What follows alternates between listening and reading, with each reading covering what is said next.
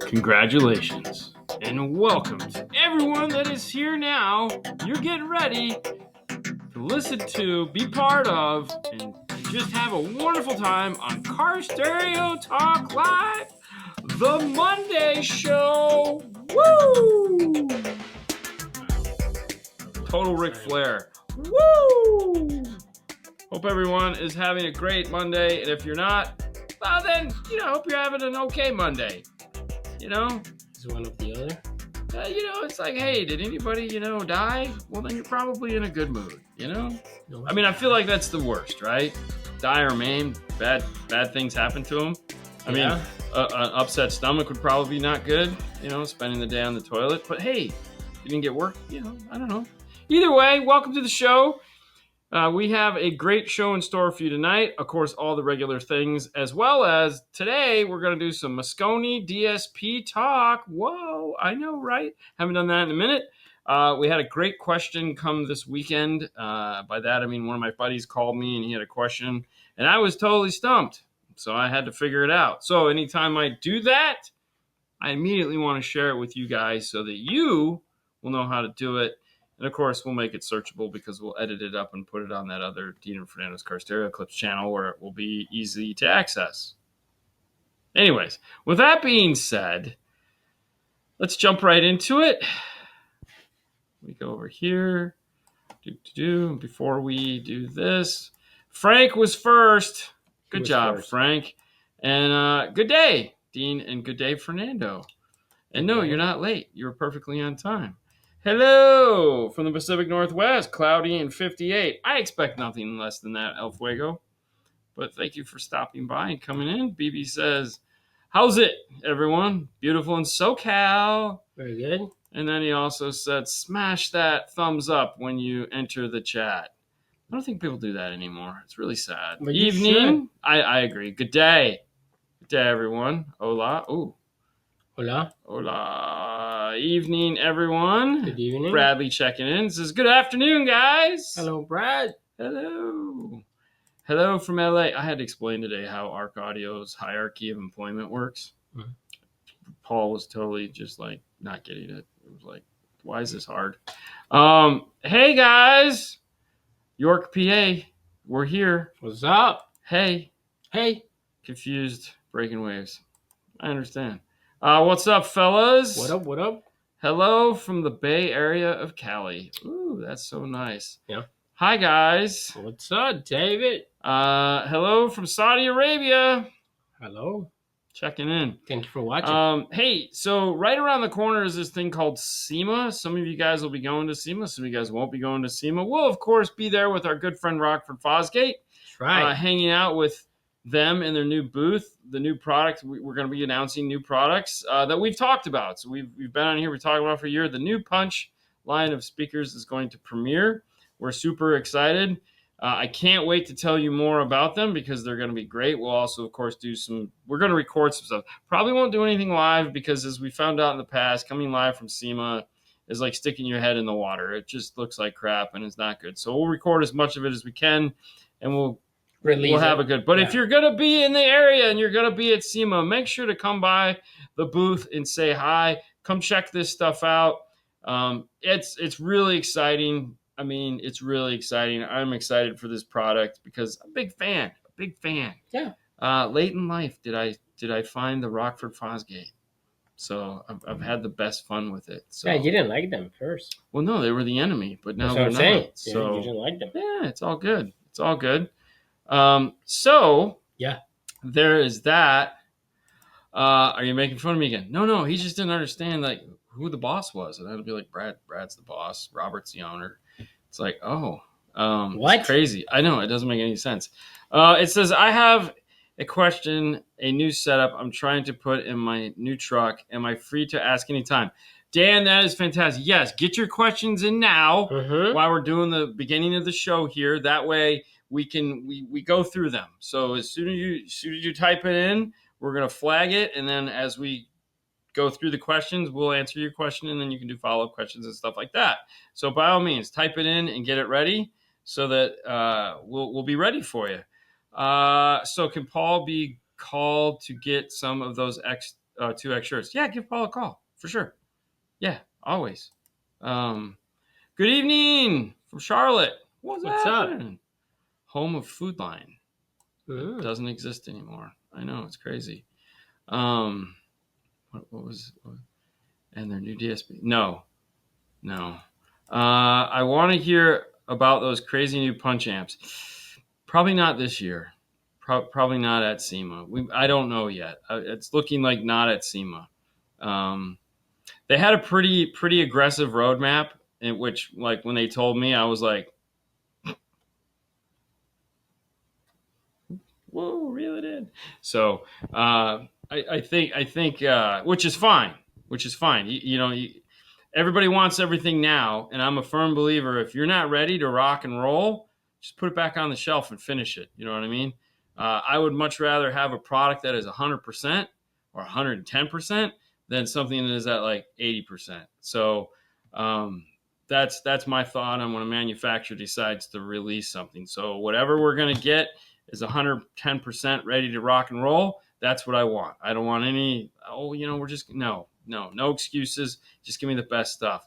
So as things come out, more information on those things, we'll talk more about them. But for right now, we just kind of play the game and do what we do. What's up, Bobby? What up, Bobby? Okay, before we get too lost in the weeds here, I'm going to head over to the laptop. We do this little thing called the 12 Volt Clean Wire Club over on Facebook. Some of you guys are members.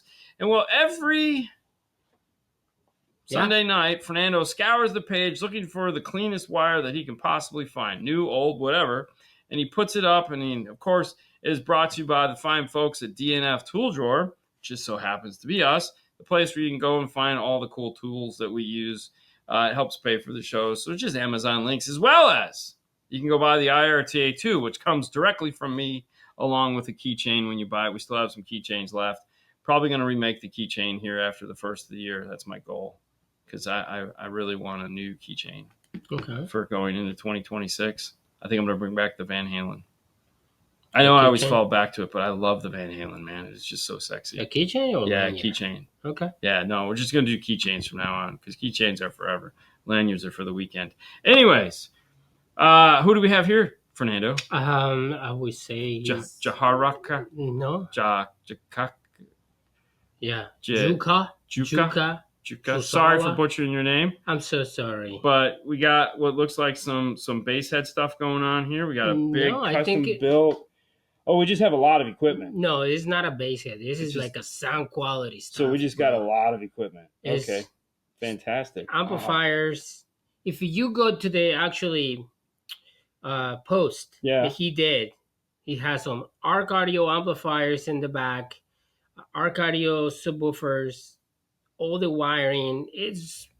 That looks fantastic. That's fantastic. LEDs, everything. Yeah. Purple wiring. That's awesome. Dude, it's amazing how some people are just like cool. Like so much stuff. Yeah, that's a lot. And there's a lot of detail under the hood. So it looks very cool. Nice. Yeah. Very nice. Very good. Anyways, if you'd like your picture to be part of the 12 Volt Clean Wire Club, just submit. Yeah. It's a great place to go. And and then maybe, just maybe, if you do an amazing job, you could be considered to go into Master Tech Expo, not this year, but next year, and be in the 12 Volt Clean Wire Challenge that is brought to you by the fine folks at 5-Star Car Stereo. Wait, that's us. Oh, yes. Yes, because at Master Tech Expo, we run the 12 Volt Clean Wire Challenge. We just call it the Clean Wire Challenge. We leave the 12 volt off because we know where we're at. So the Clean Wire Challenge is one of the events that happens every year in tandem with the build off. It's fantastic. We have 8 competitors, 4 at a time, going 2 days head to head. That's right. And they're going to be doing some amazing wiring. I can't wait to see what our competitors do this year. And if you'd like to be part of it, make sure to head over to mastertechexpo.com. Mm-hmm. Where is early registration happening right now. So if you'd like to save a couple bucks, register now, pay your entry fee, and get it out of the way. Right away. It's March in Tempe, Arizona. It's going to be beautiful, as always, so we can't wait. Okay, so we're in. So let me do this. Let me get this out of the way. And we're going to go to I'm going to turn this on. Uh-huh. There we go. I know what button to push. A lot of buttons. And as I said earlier, we're going to have DSP talk later on. Next segment, we'll do that. We'll talk to you about some cool Moscone stuff. Mm-hmm. But for right now, this segment is brought to you by the fine folks at Focal-America.com. If you're looking for amazing speakers to put in your amazing ride, they got you covered. We got auditors. We got plug and plays, also known as Focal Inside. We got integration. We got access. We got flax. Yep. We got a ton. K2s, as always. And, of course, there's so much to choose. Slate fiber. That's what I was trying to think of. Slate fiber. So between access and flax. It's like go between. Fantastic speakers. Mm-hmm. Everyone, check them out at Focal-America.com. They have speakers. You need them. They got them. Give us some questions, Fernando. Hey, Dean. Hello. You ever going to quote my install? Well, hybrid, just giving you a hard time. I know you're busy. Honestly, I don't know. I would have to. It's all up to Paul. Paul tells me all that stuff, and so if he hasn't brought it over to me, then I don't know. Like, I haven't seen it. No control. So. Or I gave him the quote, and you never called you back. One or the other. But email us back, and I'll definitely make sure it gets done. Michael, thank you. Thank you. Because I'm not going to say sometimes these things don't get lost. They do. And it's if you saw his filing system, you would understand. Your opinion on Audison Voce speakers. So, okay, I think I gave this the last time we put some of these in. There's the new Voce. No, that wasn't the Voces. That was the Thesis. Because I was like, I think the Thesis are a little bit long in the tooth. It's still a great sounding speaker, but it's like, I think now, like the Voce 2s that they have, the newer Voces, are probably a better deal, a better buy, I would say, than like the Thesis. Just because, well, I mean, dude, they've put a lot of research into these. They're a brand new speaker. They came out late last year, early this year. We got the new Voces. Fantastic drivers, like, way to go. Audison really stepped up their game on these. I mean, who knows? They might update the Thesis at some point. But yeah, if you're looking for the Voces, now the new Voces, not the old Voces, the new ones. You want to look at the new ones. Fantastic. Very nice. Right here, hang on. I'm hanging. Send pics of new Rockford 5. Yeah. On your way, right now. Yeah, I can't. But we did get a really cool pic today that I cannot share. That was really cool. So it's already in Rockford side. Is it? No, I was going to say, no, it's not. I guarantee everybody's going to go. It's not there. No, it's not. It was some really cool artwork. And I hope it comes true because it was really cool. It was really cool. For sure. All right. Okay. Hold on. Let me do this so it stays fresh. I just got a 2026 Chevy Silverado ZR2 with Bose amp. Want to improve the audio. Got 10-inch kickers, hideaway. Oh, got a T-harness. Trying to figure out what LOC was. Looking at WaveTech, LTD kicker, or kicker key lock. Okay. So without Bose amp, I said with Bose amp. So we got without Bose amp. Here's the deal. The Link DQ and the kicker key lock are two totally different animals. Everything is different than a key lock. There is nothing out in the marketplace that has the capabilities of a key lock, period. Because it is a DSP, high level to low level adapter. Now, what does that mean, right? What does that mean? That sounds fancy. It is, because inside of that is a de-equalization circuit. And what it's designed to do is there's an RTA built into it that shows you, hey, what signal are you going to amplify, right? Where is it you want to tap in?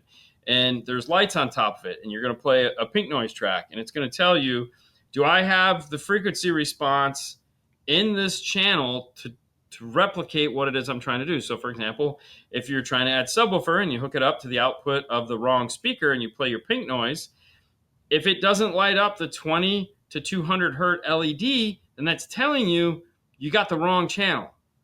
Okay. Now, if on the other side it's lighting up the 20,000 to 2,000, then that's a tweeter channel or something that is mid-rangey. And then there's the third channel, which is right in the middle, which is 200 to 2,000. So it's going to tell you when you hook it up, do I have the right speaker? Okay. First off, that's very important. Secondly, once you've done that, you're going to go into programming mode, and it's going to ask you to play some tones. Those tones are going to help it DEQ the system. What does that mean? Well, you're going to turn the volume up to a given point, all right, which is usually 3/4 of the way up. Mm-hmm. And it's going to try to equalize out all the abnormalities in the system, all the nonsense, all the bumps, the low pass drop off that it has because it has a high pass filter. It's going to try to bring those all back into so that you get as flat a response as possible. Now, what that means for the subwoofer side of things is just that. There is a high pass filter in there that the subs do not, it doesn't exist because they don't want to blow the little 6.5s in the door.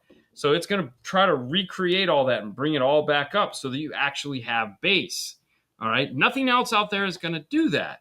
The closest thing to that is something that has some form of harmonic restoration, like an epicenter, possibly the DQ, where it's just going to fake it, right? It's just going to add in a bunch of harmonics, low-end harmonics that are going to try to recreate it, which is nothing wrong with doing that. That's a good way to fix this without actually doing any work, like the key lock is doing. The key lock will also allow you to do it on both the high end side and the low end side. So if you add a key lock to the system and you decide you want to amplify your mids and highs at some point, well, you could do that because it's going to fix everything from point A to point B. It's going to try to get it all knocked out. The other thing it's going to try to do is get rid of any other silly things that might get in the way of adding a DSP down the road. So what should you go with, right? That's entirely up to you, but that is how the key lock works. Now, something like an epicenter or possibly the DQ that has that lower end harmonics, basically what it's doing is it's just creating bass, and it would do that whether you had a factory rater or not, because like I love epicenters. I would do a key lock with an epicenter in front of it, but in a pinch, I could just put an epicenter micro in or possibly the DQ and get some similar effects, but nothing is as good as a key lock. So that was a really long explanation. Right. Also, the test tones that he's talking about, you can find it on the Kicker website. Yeah, there's a QR code on where the key lock is. So, yeah. So buy a key lock. Buy a key lock. Or if you just want to make your life super easy, just buy the Kicker Key 500 that has a key lock built into it, and you're done. So you get this beautiful 500 watt amp that's actually going to give you 500 watts because it's going to DEQ the system and fix all the crap. So it actually is going to be louder than most 8 or 900 watt amplifiers that don't have a key lock in front of it. Oh, yeah. Now, the only thing I'm kind of like, is the 10-inch Kicker Hideaway. Well, that's the thing. He has that. So it's like that sucks. Yeah. You don't want a real. You don't want real bass. Yeah, exactly. You don't want to. Yeah. So, anyways, moving on. Yeah. All right. Dean. I'm just gonna start that. Okay. Dean, didn't get to see your Instagram feed last week for your Falcon amp? How did you decide to use all the channels? Did you bridge the mid bass or go components in the rear? So what we ended up doing is 6 channels are going to the front speakers, and then did I bridge the mid bass? 6, 7, 8, 9, 10, 11, 12. Maybe yes, I think we bridged the mid bass. That's a good question. I don't even remember anymore. It's been a while. It's been like 2 weeks. I think we did bridge the mid bass because we have 1, 2, 3, 1. Well, it actually goes 1, 2, 3, 4, 5, 6. 7, 8, 9, 10, 11, 12. Yes, we bridged the mid bass. Boom. See? Yeah, and then there's a Nighthawk for the subwoofer. It's already in there. It just needs to be turned on. And the reason why it's not turned on is because I'm missing the screw for my fuse box because I have the Memphis fuse box in there, and we took the screw out because we had a T-spec that was missing the screw, and that was the quickest way for me to get a screw. So now I have my block missing a screw, kind of pissed, and so I can't put the fuse in, which means I can't put the subwoofer in. So yeah. So anyways, I mean, today we just finally got around to putting the mid-range in. So we have 4 speakers that are actually functioning now. So that's a plus. 4 of the 8, 4 of the 8. So we're at least going in the right direction. Something is getting in there. Yeah. 6, 10. 10 speakers. Sorry, there'll be 10 speakers.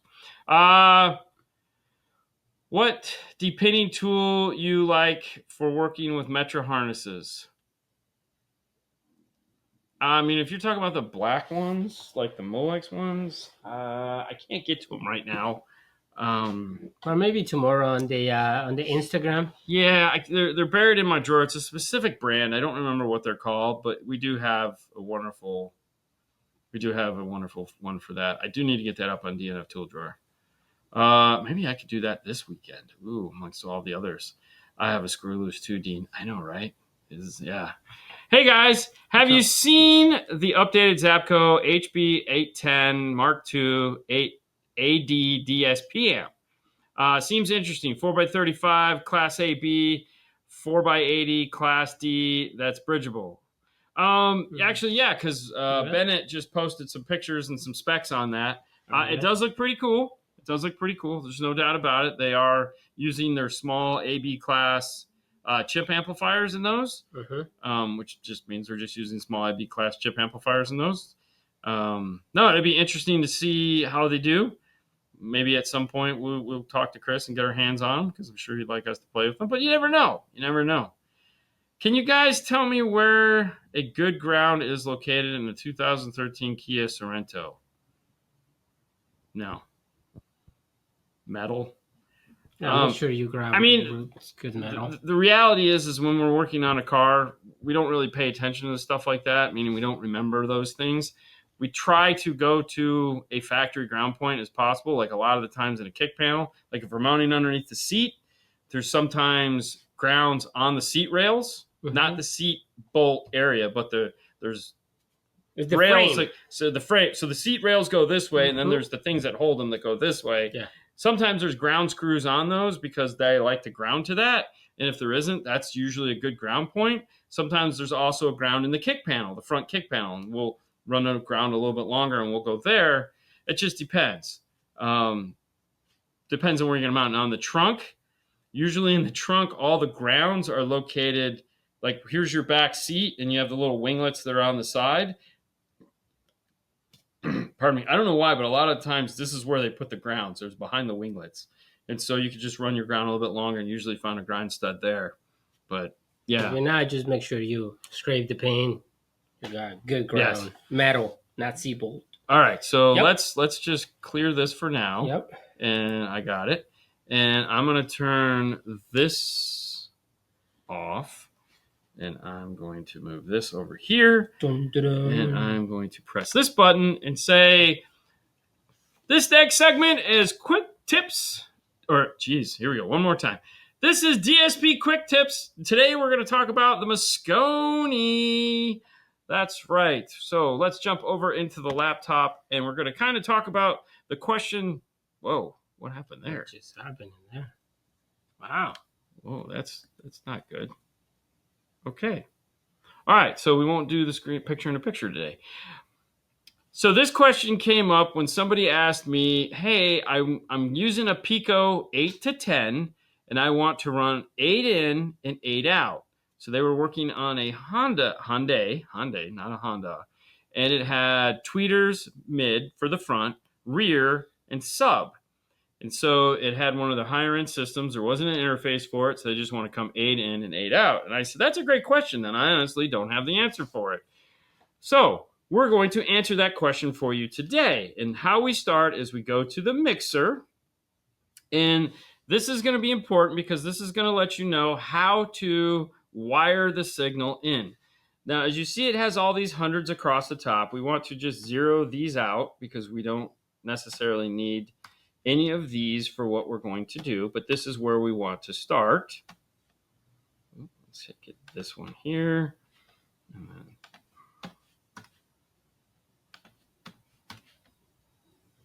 all right, we're going to leave the aux group 4 as 100. Now, how we wire this up is important. We're going to put the tweeters on inputs 1 and 2. The mid-range is going to go on group 1. We'll put that at 100%, left and right. Rear is going to go to rear group 2. And sub is going to go to group 3. which is sub-center. We'll turn those on. Next, we want to come up to the top here to advanced, and we want to go to split main EQ 1515. Click on that. Now the whole thing is going to do a little resetting. Next, come to the front tab and type in mid bass. You can leave the rear the same. Oh, let's hit return. Leave the rear as rear. Center sub, just change to subwoofer. And then aux, we want to change to tweeter. Then come into up here. And we want to go back to the mixer, make sure this is all correct. It is. All right, so now grab this, make sure this is bass. 1 and 2, 3 and 4 is rear. 5 and 6 is subwoofer. And then, oh, sorry, wait, 7 and, here we go.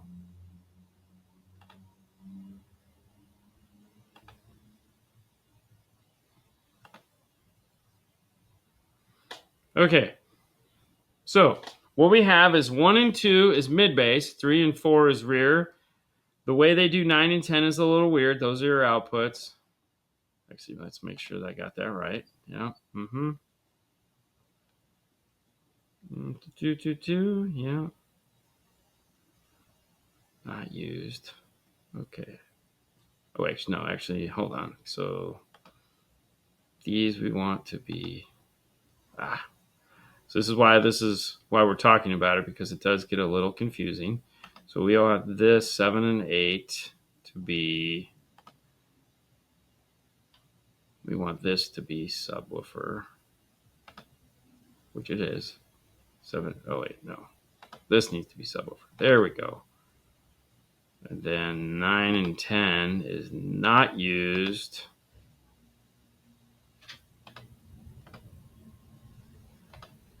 And 5 and 6 should be tweeters. Okay, yeah, so there we go. So now we can come into here and we can call this mid bass. We can call this rear, which it already is. So we'll change the top here to rear. And there's a method to this. It's going to make sense in a minute.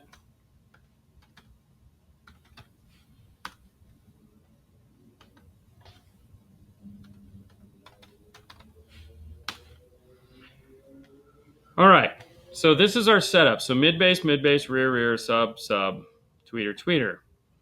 Now when we click on the here, tweeter EQ, you'll notice there's a split screen. So the blue is going to be the tweeter crossover. I'm sorry, the tweeter EQ. So this is all the tweeter EQ. And the way we did it, it's set up perfect for the tweeter. So we have from 800 to 20,000 available to us. So we have 15 bands of equalization just for the tweeter. We know we're not going to need that. But what we've done is now if we come up here and we go to subwoofer, oh, didn't mean to do that. Enter. If we click on subwoofer, now we have 15 bands for the subwoofer. So when we went up to advanced and we clicked on split main EQ3 1515, this is the secret. Because what this does is this splits the 30-band EQ into 2 EQs that we can then use on, yep, see, now it's recirculating. We can then use that. Oh, I turned it off. Let's turn it back on. We can then use that to do our auxiliary input. So we can use that as a true input. So how this breaks down is inputs 1 and 2 are over here as tweeter, and then we just move down a step on all of them so that everything stays in line. And then these colors match the colors that are up top. So now when we come into this, this is our mid-range equalizer. This is our rear channel equalizer. This is the blue ones are our subwoofer, and these are our tweeters. So this gives us a full active EQ for all channels, and this allows us to do 8 in and 8 out with having to sum anything if we don't want to. Wow. That's right? pretty cool. Isn't that cool? And this has been DSP Quick Tips with Moscone. As you can see, this is why we like doing these things, because, yeah. Wow. That's a hidden feature. And it's pretty cool because it took me a while to figure it out. If you split it just right, that gives, you don't have to readjust the EQ. So if you move the tweeter to pink, when it splits it, it gives pink the high pass bands. I see, yeah. So I don't have to, so it splits it the way it's supposed to. So I have sub gets the sub bands and the highs get the high bands. Right. And so, and when you look at it on the mixer page, it just sets everything up. It's real easy to do that because all you're doing is shifting everything down one. So fun. It's just confusing because you normally grab 1 and 2 as your tweeter. Yes. And then 5 and 6 as rears or whatever you're going to grab, right? Yeah. No, it's confusing as hell. But that's okay. Yeah. That's why we do these things, so that you guys can see how it goes. Hold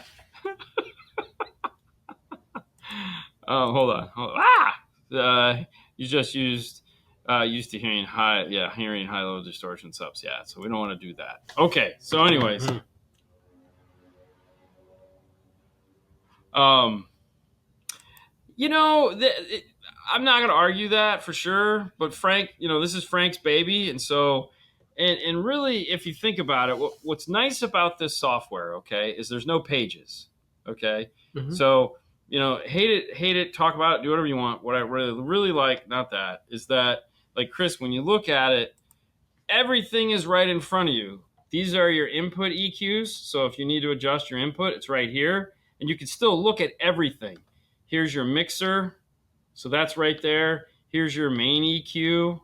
And you can toggle through if you need to jump.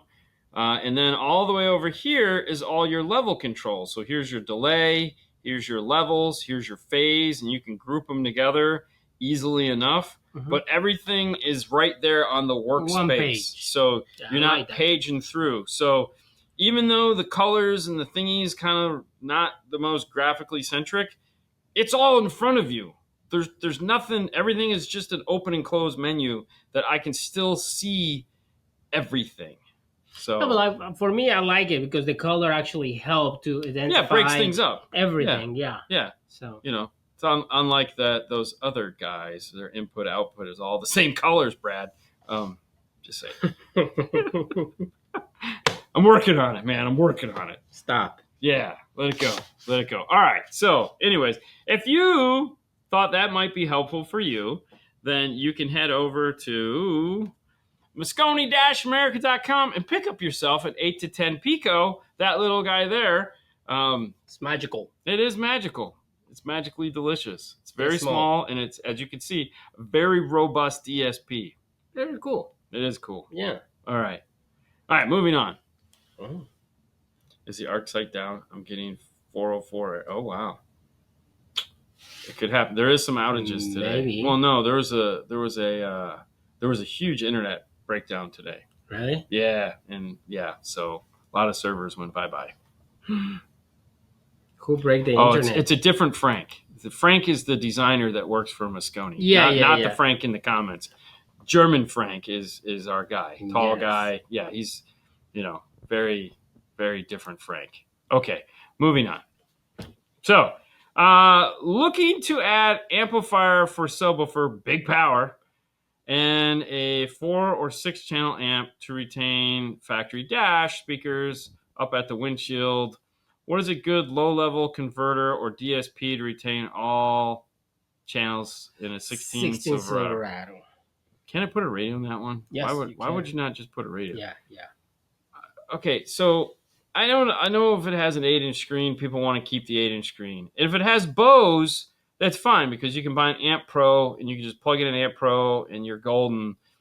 But in a 16 Silverado, if it's a standard stereo, just buy a new radio. Even if you have the 8-inch. Especially if you're planning on doing like big power and you want it to sound good, you're always going to be band-aiding the system. Like you're never going to have the system you want as long as you keep the radio. Now, Stinger has the high 10, which makes a gorgeous drop right in 10-inch screen. It looks amazing. Beautiful. That goes right into that.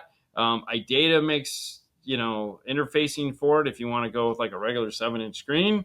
Or if it's an 8-inch, you can drop right into direct replacement Kenwood or JVC. Yeah. That just pulls out your factory 8-inch screen and puts the new Kenwood or JVC 8-inch screen in place of it. But either way, I wouldn't go for high to low or anything like that. I would just get a new radio, because it's never gonna work. It's just gonna continue. It's not gonna sound great. Yeah. So, but there again, if it has Bose, you can do Amp Pro. That'd be the only excuse I'd make. But even still, at that point, I'd still want to do a radio. Oh, for sure, better technology. So sure. Yeah, but there you go. That's my take on that.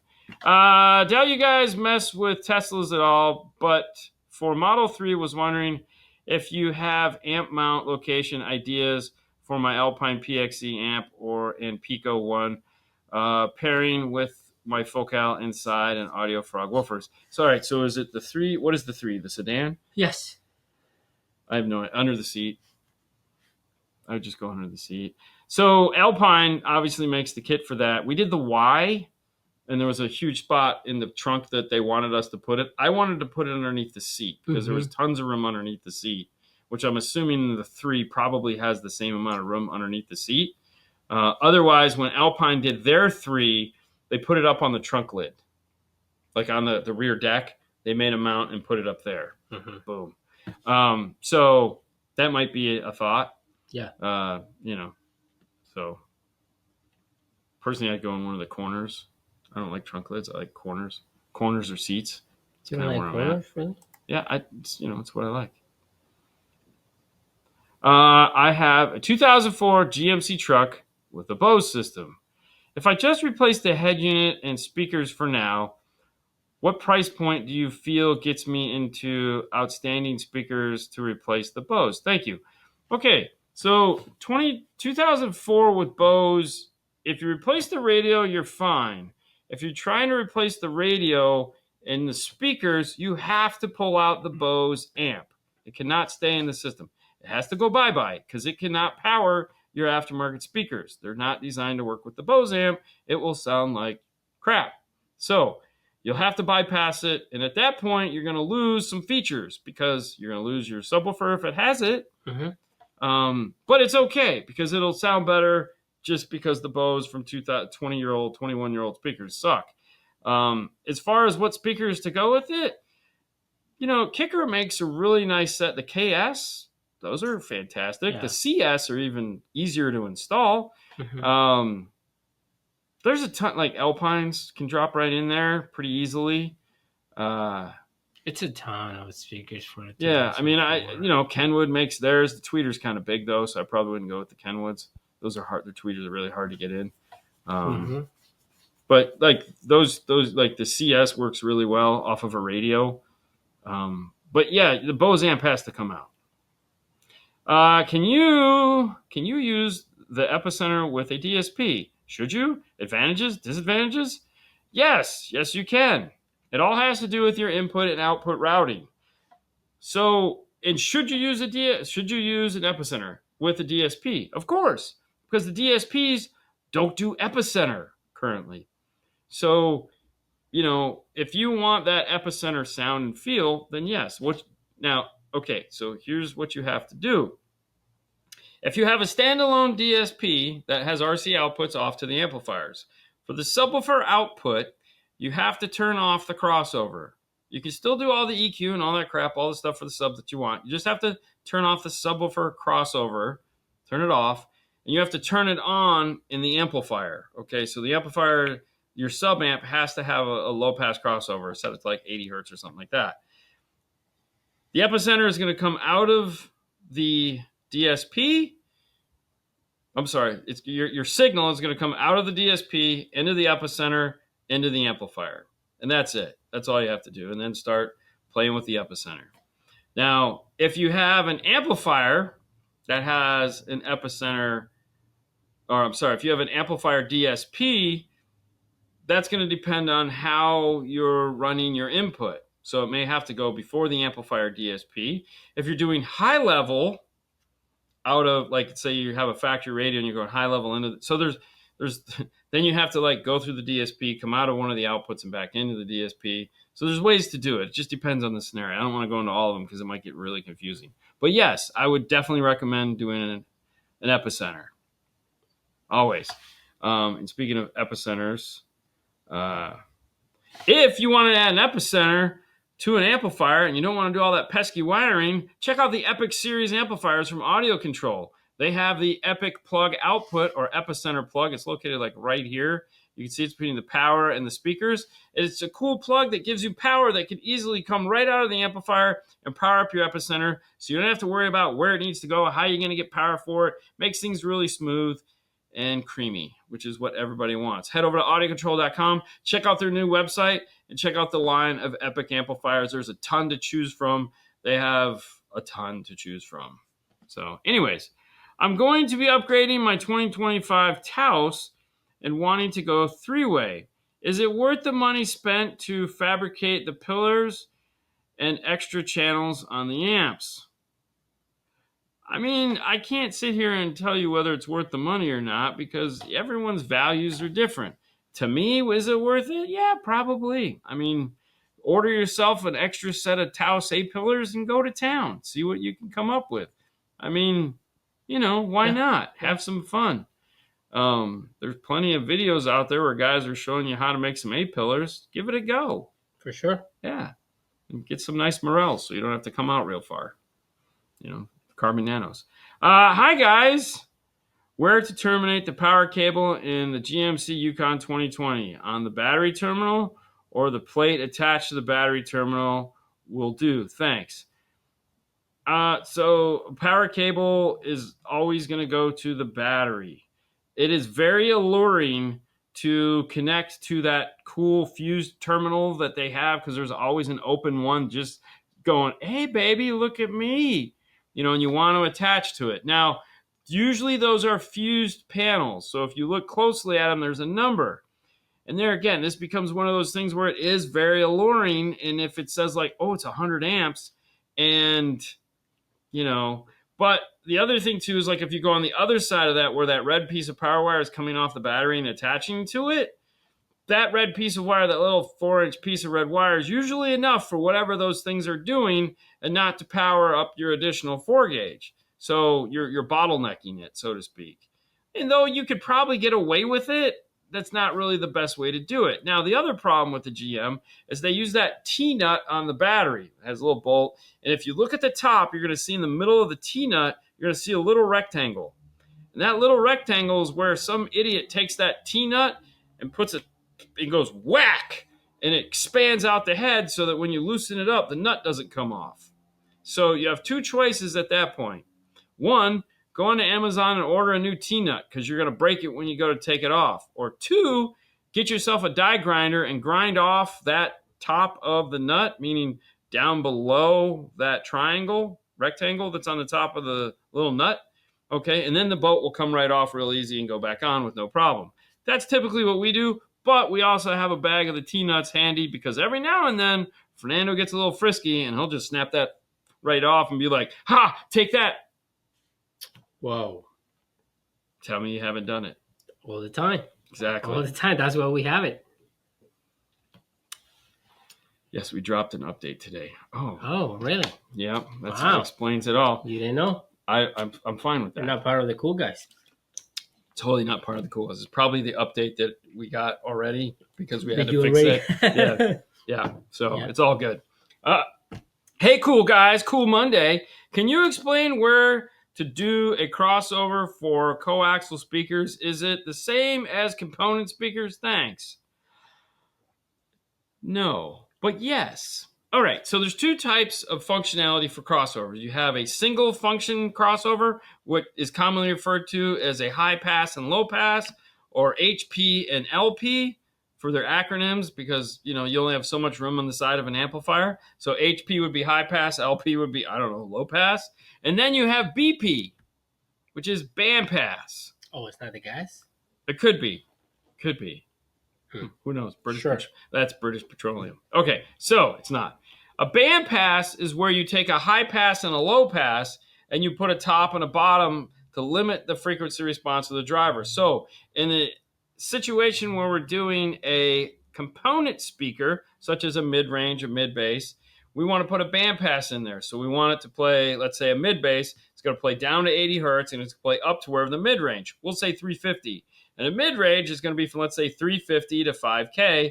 And then a tweeter is going to be from 5K up until it naturally rolls off, which is actually going to be another band pass because it's just going to passively do it. We don't need to get into that. Now, on a coaxial, there is crossovers already built into the coaxial, meaning the tweeter on the coaxial is going to have a capacitor on it, which is your high-pass filter. Some cases, the mid-range will have a coil on it, which is going to be its low-pass filter. Now, just like we just said, the tweeter will play up to a certain frequency, and then it's naturally going to roll off, and that's going to be its passive low-pass filter. The same thing is going to happen to the mid-range if it doesn't have a cap or a coil, or a cap and a coil on it, is that it's going to play up to a given frequency, and then it's going to naturally roll over and roll off and not play up any higher. That is just how you design the speaker. So the guy that engineered it is going to design the speaker in a way that it loses energy at a point to where they want it to diminish, which is usually where the tweeter comes in and takes over, and that's how you get a coaxial to work. So that means when using a crossover that is active, the only thing we need to worry about on a coaxial is the high-pass filter. So just like the mid-bass, it plays down to a certain point, and this is going to play down to a certain point. Now, in a situation where we're just, let's say, doing coaxials in the front, coaxials in the rear, and a sub, we'd cross those over at 80 hertz, and we'd be pretty cool with it if it's a 6.5. Now, if it's in this where we're doing, let's say, a component up front or a three-way up front, we're not going to cross those over. We're going to usually bump those up to anywhere between 110 and 120 because we don't want them to add to the front. We want them to be well out of any point to where they're going to do anything to the front speakers other than just fill in for the rear and make this stuff do a little bit. So when people do this, they go, "Oh, there's sound back there. It's so amazing. That's wow." Ooh. So, yeah, that. Hope that works. What do you think? I know. It's so exciting. Okay. My mom's 2023 Chrysler Voyager USB ports are not working properly. What should we do? Replace them or call the car dealership to fix it? So what should I do? It's a 2023. It's 2025. That thing should still be under warranty. I would tell you, if you walked in here, dude, take this back to the dealer and get this fixed because that's what they're there for, and that's why you paid for a warranty. So now all the guys over here, they actually respond to these comments, to you comment, they are exactly right. Sometimes if you're using Android Auto or whatever, and it's too long, or it's one of those cables that you buy at the gas station, they are not 100% certified for that. So make sure you're using a really nice cable. You buy Best Buy or something like that. Now, the other thing to consider too is, let's say if you're trying to do like CarPlay or Android Auto, and that is 100% wired, there are plenty of places out there. We use the rvdfl.com streamer, which plugs into the USB and gives us wireless Android Auto and CarPlay. Therefore, we don't have to plug in anymore, and it negates the whole need to deal with that crap. Also, if you have the USB and you're just pulling out that USB and wiggle it, those things suck. Expand. So sometimes they don't do enough contact. That's what doesn't work anymore. Yeah, but either way, take it to the dealer. I would take it to the dealer. Check another. Dean, if you didn't hear, I blame Brian. I do too, and you should, because it's always his fault. Yeah. So it's Brian's fault. Yeah, it's always Brian's fault. Kenwood direct replacement. Can I replace my basic radio, my 2023 Accord, with that kit? The radio sucks, and all car features on the dash display. They don't make a direct replacement for a Honda Accord. They don't make anything for a Honda Accord at the moment. Especially 2023. Unfortunately, there isn't anything. Even if the dash looks like that, the functionality is not going to work. Yeah, there's nothing for that car. Now, rumor has it that Metra will announce their solutions for this car at SEMA in 2 weeks. So we might be able to have a different conversation in 2 weeks. Might. Operative word. Might. But if you did, like, none of the car features, displays, and all that shit, none of them are going to work. So right now, the Honda Accord just kind of sucks. We'll let you know when we come back from SEMA. Trust me, we would love for this car to have a replacement. Yeah. I mean, I could make a dash kit to get the radio to work in there. It's not a big deal. I mean, we don't do a lot of Hondas. No, you got to say you're stupid. Yeah, you are. You already know that. So, but no, the Honda Accord, if I could replace the radio on Honda Accord, it would make my life and your life so much better. Everybody. So we're hoping. We fingers are as crossed as I can get them. So That's not gonna help. It is. No, that streamer, and Frank says that streamer ain't expensive. No, the new one is really cheap and it's very small and compact. Tiny. So it's like a microphone. Yeah, dude, the one I have is like this giant dongle. It's ridiculous. It was like fun. Like, hello. Yeah, it is. Yeah. Thank you, Frank. That's right. Team no rear fill. No, that's team right. 5-way rear coaxials, baby. What? So a funny story. One of the 5-way 6x9s. Pioneer used to make a 5-way 6x9, and we sold it to one demographic of people, yours. And these guys would come in and be like, "Yo, man, you got the 5-way? The 5-way? You got the 5-way?" And we'd be like, "Yep, here you go." Oh man, where do you put it? I have no idea. It's a 6x9. You put it where 6x9s go. Either way, they thought that was the best. The guy that designed the 5-way speaker for Pioneer is the same guy that designed the IB flat subwoofer that they had, which was at the time like the best shallow mount subwoofer ever made. And so he goes from designing this most amazing subwoofer that was fantastic to designing a 5-way 6x9. It just goes to show you, some days you're on top and some days you're not. It's just what happens. I'm always on top. I mean, what streamer? I step out of my office for a minute. So just to catch Brad up, everyone, the gentleman was talking about is a 2023 Chrysler product, and the USBs are kind of janky. I told him to go back to the dealer and have it fixed because it's under warranty. And we said, if you're just plugging cables in and out, if you're trying to do like wireless CarPlay or Android Auto, rvdfl.com makes a wireless streamer that you just plug in and will give you that wireless. So they call it the streamer. Not party streamers. That's all. That's all it was. So yeah, it was pretty cool. All right. It's so BB says I had those 5-way Pioneer coaxials in my very first install. Ha ha. Really? Bro, they were the bomb. Yeah, why not? I mean, we sold a ton of those, man. So what size? 6x9? It was a 6x9, and then it had 4 tweeters in the center of it. Jesus Christ. It was insanity. Yeah. Of course you'd want a 6-way. 6-way. Yeah. That's the way? It would give me way too much of a headache. But the bad part is a really nice 2-way. Sounds way better than the 5-way. You had a really nice 2-way 6x9, just outperformed that thing every time. But it didn't matter. It was a numbers game. It had that. So everyone was like, it's so awesome. Hey, this last segment is brought to you by the fine folks at Arc Audio. Oh, yeah. Do we not like to pick on Brad? We all love to pick on Brad, but we pick on Brad because we love him, because he makes amazing products for us to put in our cars. That's right. You need a DSP. You need a DSP amplifier. You need a small DSP. You need a big DSP. You just need an amplifier in general or some speakers like I'm putting into my car. Check these things out, guys. I said I wanted the AS for my car. I had no idea what I was getting into because these things are monsters. We actually had to go back to the drawing board because they wouldn't fit in the rear. So they're going to send me some of the X2s, 6.5-inch coaxials. Cast aluminum. This is the generic speaker, by the way. This isn't even the best one. This is just the okay one. So cast aluminum. It's got this. The reason why it has this on it, this is supposed to come off when you're done. I'm sure somebody will forget. That's because you can mount the tweeter in the center. So if you have, and they all come a la carte. So I can just buy this mid bass, or I can buy the tweeter, or I can buy the tweeter and the mid bass and put them together. This will all come out, my tweeter will go in. And you ask what this is. This is just part of the solution we have for mounting this in the Mustang. This is going to be the top mount of it, so that when we mount it in, this is our fast string, basically. Our fast string is made out of plastic because we're awesome like that. But anyways, yeah, these are the cheapies.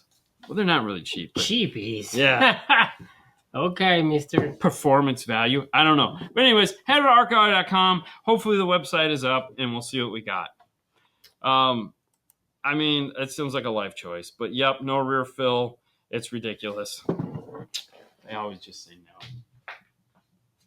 No rear fill. Anyways, moving on. Is this a crazy idea? Probably. In my RAV4, could I place the RF P310 box on rear floor behind driver's seat as a front sub for bass punch, then add a dual 12 sub in the rear well as my deep bottom end bass? I think it would be like no. Front sub actually needs to be in the front of the vehicle. Behind the seat, no, it's not going to work right. You know, if you were to say, I'm going to take like the 8-inch and put it in the passenger footwell, yeah, okay, that would make sense. Or I'm going to remove my glove box and jam it up into my glove box, then that would make sense because it's actually a front sub in front of you. It's playing this way, so you're encapsulated between them. Putting it behind the seat, you're going to have the same. It's not going to work. It's not going to work. Trust me, I mean, that would be no different than us doing it in a normal car in a pickup truck. And the subs are always going to sound like they're coming from behind. You physically have to put it in front of you. So, yeah, there's that. It is a crazy idea, but it's a good thought, though. I thought I was watching a 5-star stream. Turns out I was watching a 5-way stream. Oh, that was good. Yeah. That was good. Yeah, I like that. T and S. Jeff Smith knows best. Jeff actually likes rear fill. Jeff? Oh, yeah. He totally does. He say if you do it properly, it sounds fantastic. And it makes him another $1,000. Follow up from last week. I got the ARC 808 installed on my factory speakers of my Mazda CX-30, and it definitely improved the sound after I tuned it. Now I'm shopping for 3-inch mids and tweets. I mean, there is the AS that I just showed you, the 6-inch mid-range. They do make the AS 250 and then the AS tweeter. They come a la carte, so those would be a nice option. Those would work well. They're small, compact. The nice thing about, I don't have the 2.5-inch mid-range out, but the nice thing about the 2.5-inch mid-range is it comes with all these brackets on it, so it makes it real easy to install and drop into a factory location. Because there's like 6 different brackets on it, so it's made to just like you break off the pieces you don't need. It's metal brackets, but it's really cool. So maybe ask Ada for a set of the AS speakers to go into there. Give it a go. Now, if you need something really shallow, Morel Carbon Nanos. So from Miami, I just moved to Orlando. Maybe one day I'll pass by the store. Sure. Yeah, man. We're here. The possibilities are endless. It's definitely a lot closer than Miami. That is for sure. Mm-hmm. Just check on the Instagram because when we make sure we're in town. Yeah, we definitely let you guys know. But if you're in Orlando, you can go check out Eduardo's place at Techno Express. Techno Express. Go say hi to Eduardo and the boys. They do amazing work, and they got lots of cool tools. A lot. Lots. Hi, guys. Have an Audi SQ5 with a Bang & Olufsen. Audio seems pretty flat. Don't want to break the bank, but want amps and speaker combo. Would you recommend? Thanks. I mean, so here's the problem. And don't take this for what it is. The problem is that you have a system in there, like a Bang & Olufsen system, all right? So it's already got a premium tune in the car. It's got a better amplifier. Everything in there is already done to a certain level, all right? And you want to go better than that. It's not as easy as you would think because let's say you just wanted to add new speakers and re-amplify and EQ it. So you need an EQ DSP.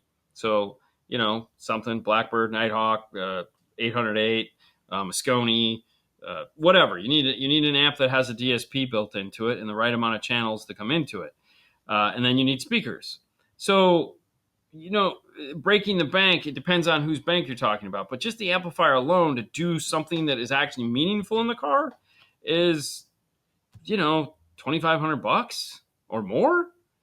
So it's really hard to take something like that and like not break the bank. So the question then would be, what sucks about it? Because like, if you come to me with this thing, I have to go out in the car and I have to listen to it and be like, all right, what don't you like? Because, you know, if we're like trying to fix something for like $3,000 or $2,500, then we have to get really particular about what we're going to change, because it might not need all change. It might just need like new tweeters or a new mid-range or a new tweeter in mid-range. Sometimes though, that totally ruins it and it sounds like crap. Like, we've had a car in here and they were like, I just want new tweeters in mid-range. And I'm like, crap. You know, I said, all right, well, let's do this. Let's schedule an appointment. We'll try what you're doing and let you listen to it, because, yeah. And it's like, whoa, that sounds terrible. Yeah, exactly. Because you need a DSP amplifier to get in there and fix it. Well, I don't want to do that.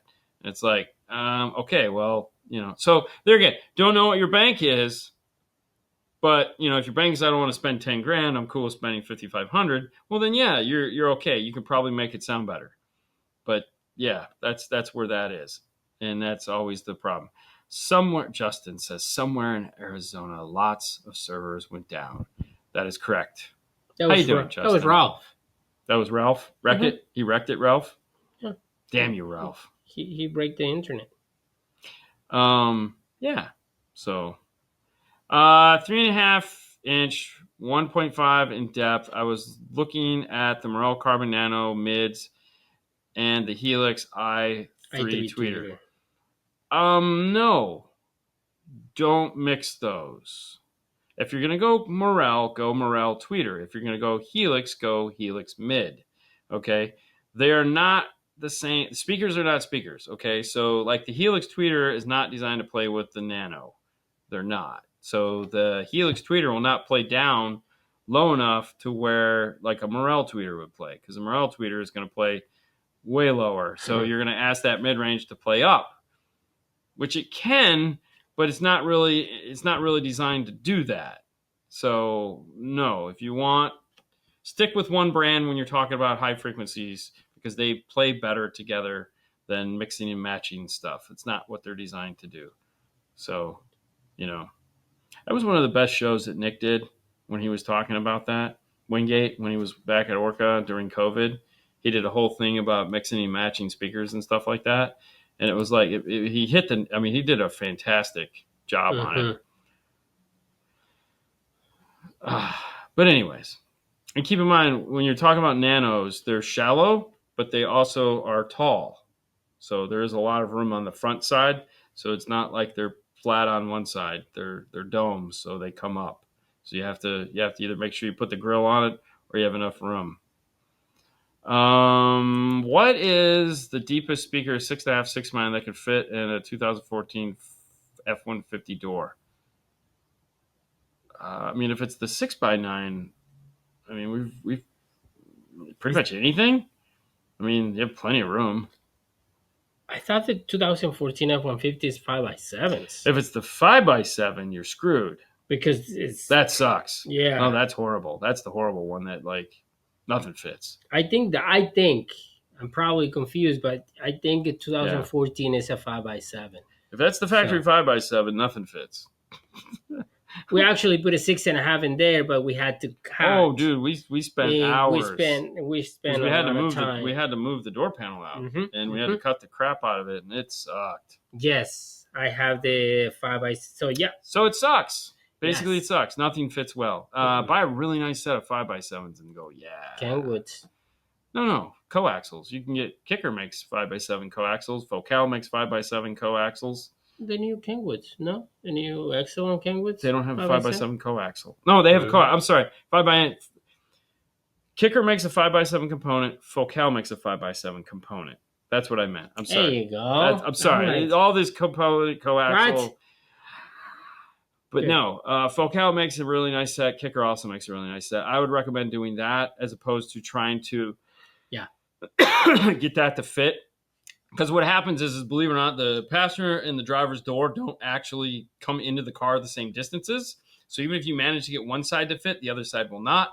And that sucks because... the speaker is going to be here and your plastic is going to be covering. It's crazy. I hated that car. Anyways. Don't hate. You could do it. It just takes a lot of work. Yeah. A lot of work. My Explorer 2001 was 6x8. Yeah. Yep, they were. It was a lot of fun. Thanks, guys, for advice last week. To go active instead of bridging the components sounds so much crisper. That is fantastic, Dave. Thank you for taking our advice. Very good.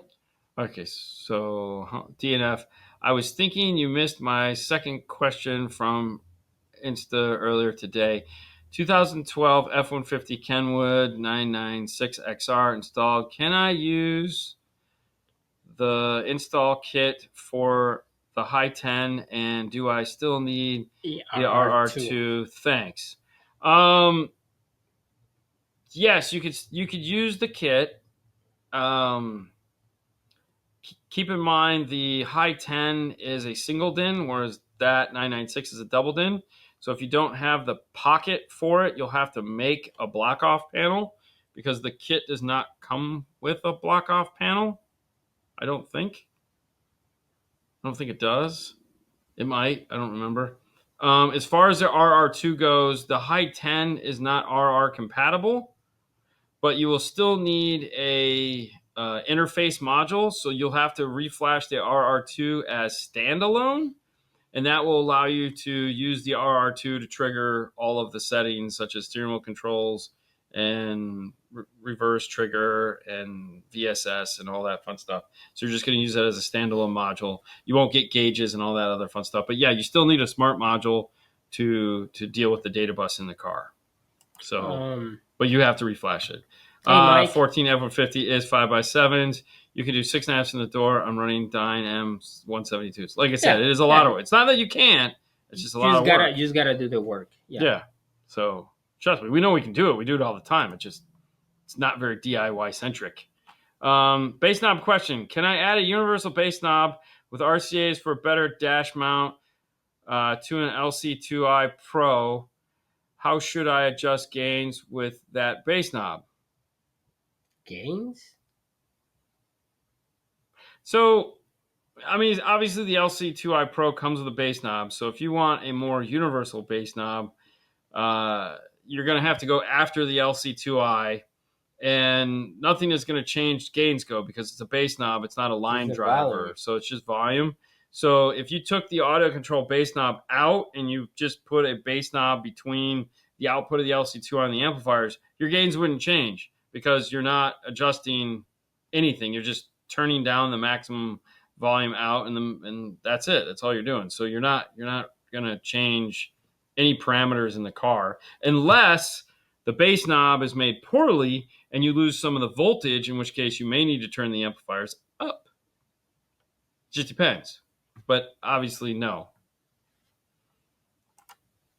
I really want to hear what you think of your new system with the top windows down on the Stang. My Solera, I crank it up. I crank it way up unless I leave the windows up and the top down. I mean, I'll let you know. Obviously, we'll have fun with it, because it's mine and I get to do everything I want. Hopefully, it makes my ears bleed. That's what I'm going for. So then we need like a bullet tweeters. No. I don't need a lot. It'll make. I'll be easy. Believe me, so. your ears would bleed. You need help.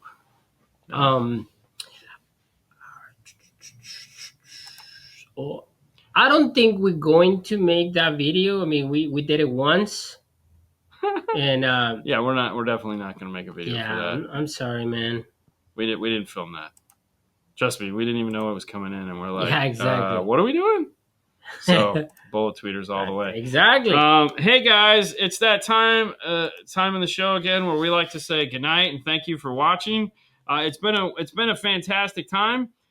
Thank you for the wonderful questions. It's you guys do a great job of answering wonderful questions, and hopefully we do a fantastic job at answering them. We'd like to thank all you, the viewers. It's fantastic you guys allow us to do the show, and you keep coming. So thank you.